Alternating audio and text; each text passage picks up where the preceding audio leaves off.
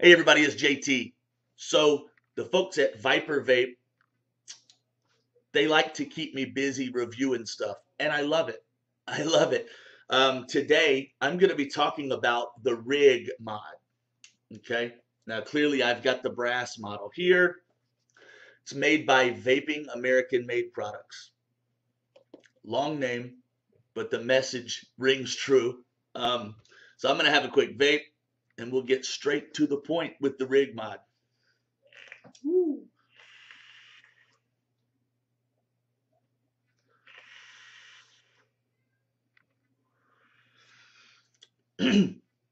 So the minute I got a hold of this mod, even before I opened the box, the heft, the weight of this mod was already very clear.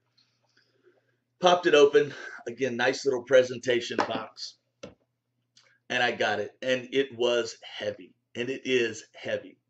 It is a hefty, well-made device, and that was clear to me when I first picked it up. Before I tried the button, looked at anything.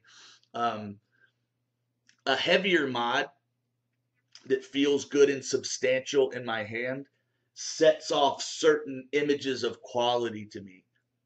And I don't know if that's fair or if that's how everybody thinks. But so that was my first impression. It's 18650. Got a little oil rig there on the front of it. Pretty deep engraving. The button is a beautiful thing. Seriously, a beautiful thing. No crazy engravings or anything. Nothing fancy on the outside of the mod. It sits flush with the bottom of the device, so you can sit it upright and it won't fire.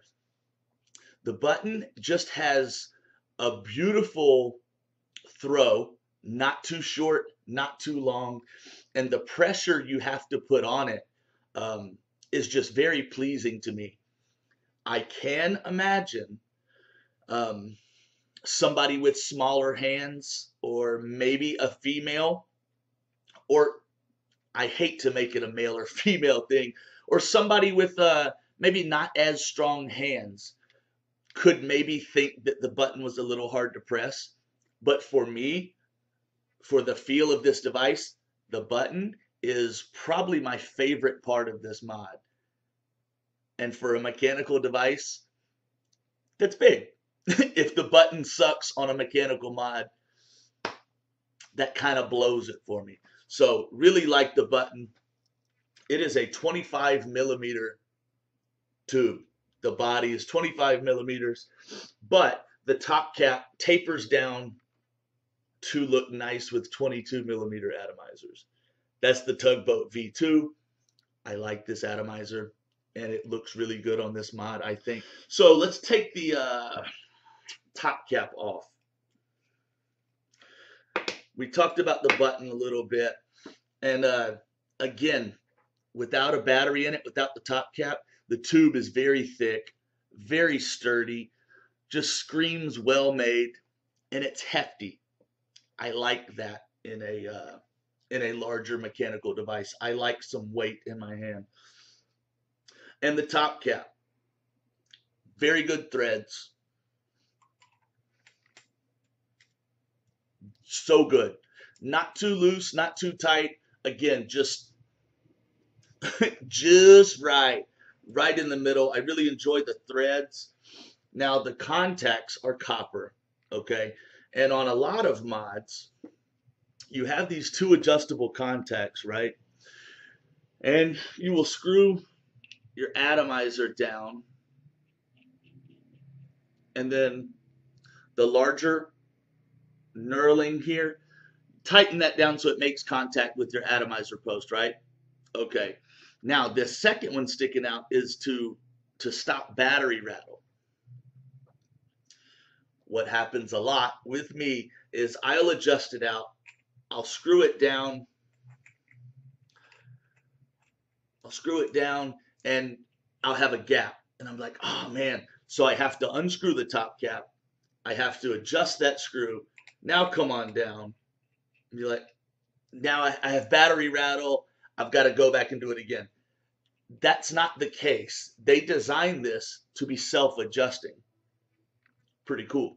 I like that. No more screwing it on and taking it off and putting it on and taking it off. You just run that bottom screw out, thread it on, it adjusts, no rattle. You're ready to go. Really enjoy that feature as well. It's a good looking mod. If there are any mods that I would immediately classify as a hard hitter or a heavy hitter, this would definitely be in that category. Now, I don't do voltage drop test.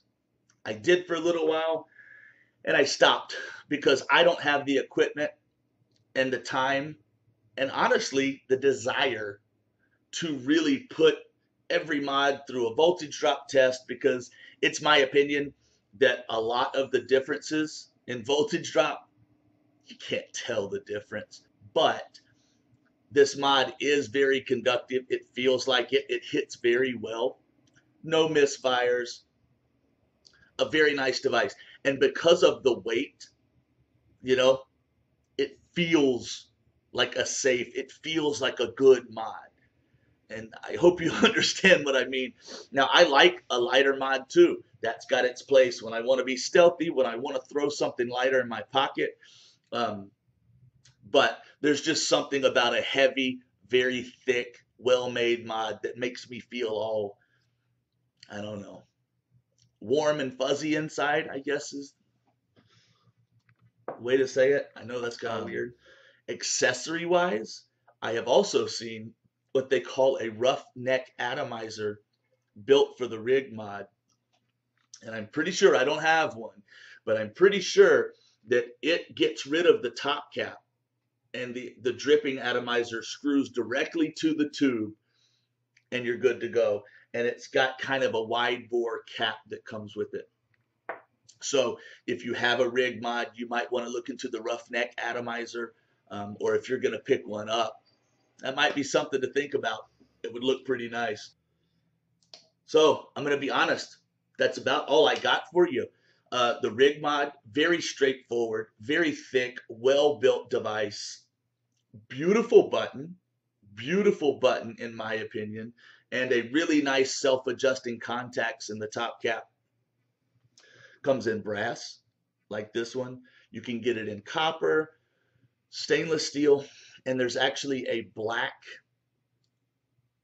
gunmetal / black nickel finish that I've seen that may be a limited run. I'm not sure.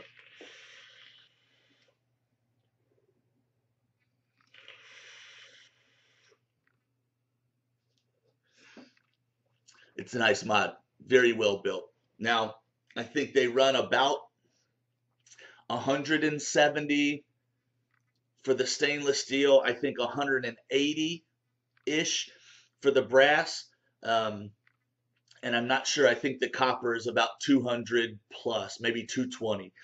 But if you're looking for a very substantial, heavy, well-built, American-made device, you might want to check out the rig.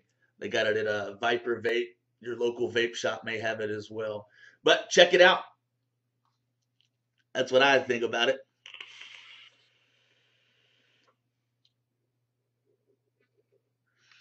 Thanks, everybody. We'll see you next time.